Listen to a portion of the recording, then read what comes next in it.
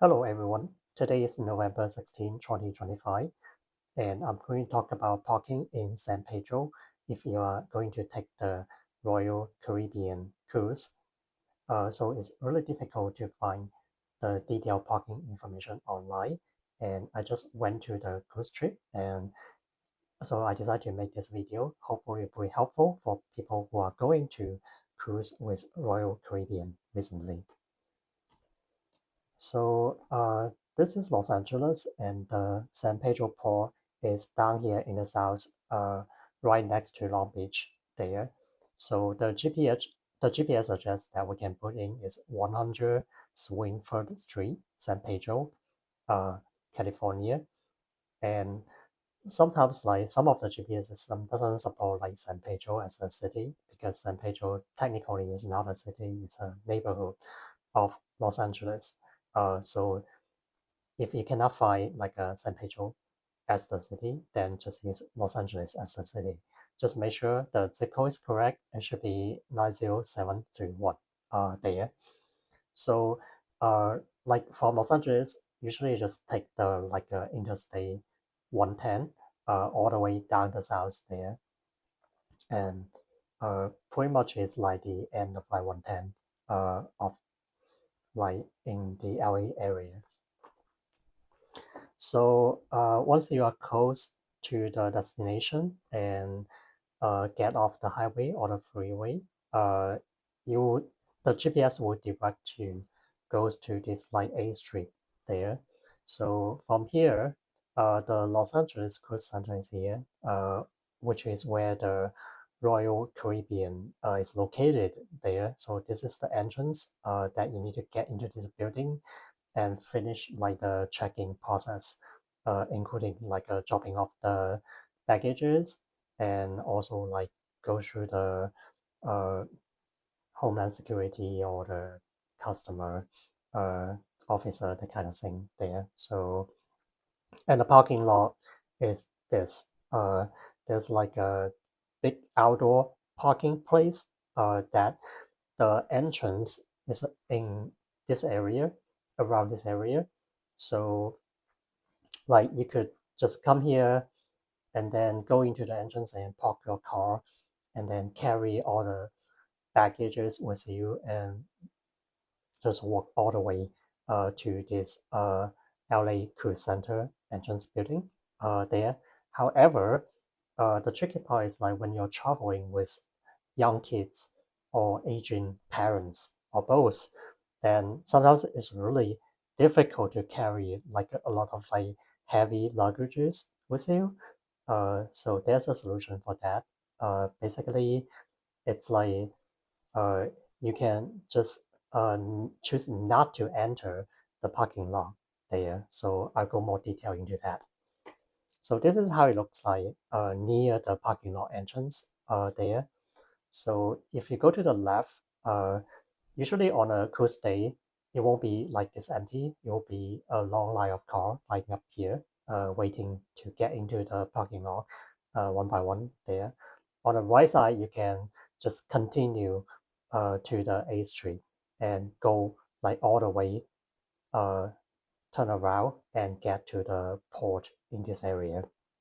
So this is a closer look of the parking lot entrance. And then, like as I say, if you decide that you want to drop off your luggages first, then just stay to the right and don't go to the left to get into the parking yet. Just keep driving, uh, follow the sign there, and then you would just like go this route and all the way to the front of the building of the Los Angeles World Cruise Center in this area. So this is how it looks like. So there will be a gate here for this particular one. It's like 93 there. So you could like park your car temporarily in this area.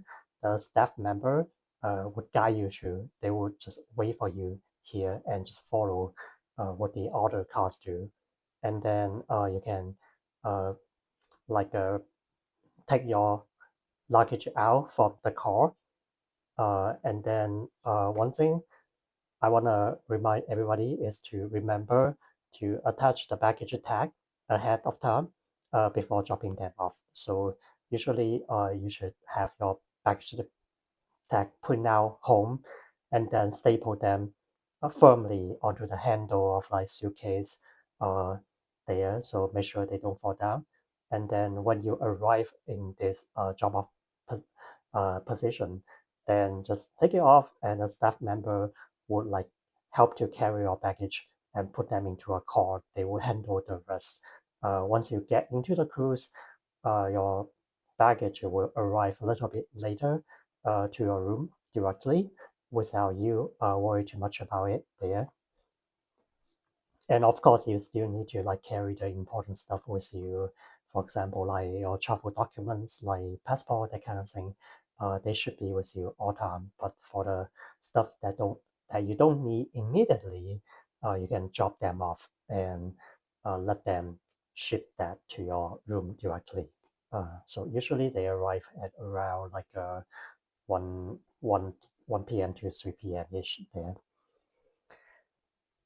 So after dropping off your luggages, you can keep driving ahead and then until you get into this A street, and then you can turn left there to rejoin the line that get into the parking entrance.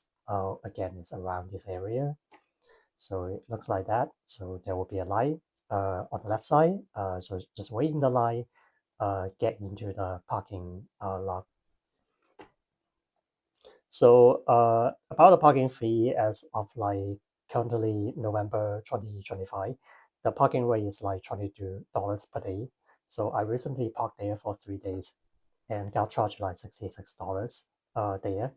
So I use my American Express, uh, like a Blue Cash Preferred credit card to pay for it there. So uh, the way that I pay for it is using Apple Pay. So once you get into the parking lot, you can use Apple Pay to tag the machine, and then it won't directly charge you. Instead, like it will start like a counter on the system to record the start time of like your entrance to the uh, parking lot. And then once you finish your trip, you're ready to get out and tag the machine again. It will compute like how many days you stay there, and then uh, it will charge you the right amount there.